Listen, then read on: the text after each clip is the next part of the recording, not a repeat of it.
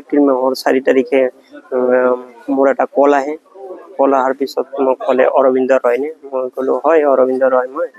যে তেতিয়া ক'লে যে আমি সংগঠনৰ পৰা কৈছো। মই তেতিয়া ক'লে কি সংগঠনৰ পৰা কৈছে? আলফা সংগঠনৰ পৰা কৈছো। কৈ কিনে এনেকে মোক ফোন দাবী দিলে 1 লাখ টকা দিব লাগিব।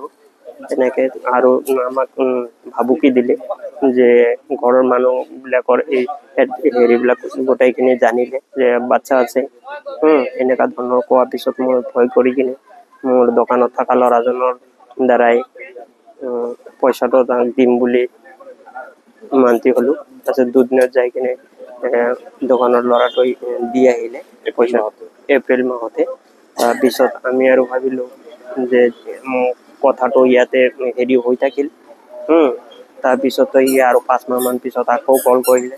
তেতিয়া মোৰ মানে সন্দেহ আহিল যে আলফাইটো এনেকুৱা ধৰণৰ হেৰি কৰিব নোৱাৰে, দাবী কৰিব নোৱাৰে। ইমান সৰু মানুহৰ পৰাতো দাবী নকৰে সিহঁতে।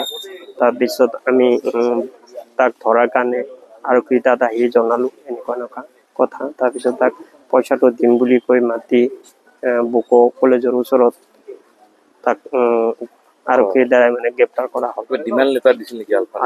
আলফাৰ লগত ডিমাণ্ড লেটাৰ দিছিলে, আলফাৰ পেড এখন দিছিলে আৰু তেখেতে নিজকে নয়ন অসম বুলি কৈছিল। অৰিজিনেল নামটো কি? অৰিজিনেল নাম আজি গম পালো শংকৰ ৰাভা। আৰু তাৰ বাহিৰে কিবা বেলেগ কাৰোবাৰ সন্দেহ আছে নেকি? আমাৰ সন্দেহ নাই।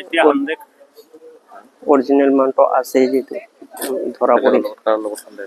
সন্দেহ আমাৰ নাই। এতিয়া আৰক্ষী তদন্ত কৰি ল'ব আৰু ইয়াৰ লগত গেং আছে যদি ধৰিলে হ'ল।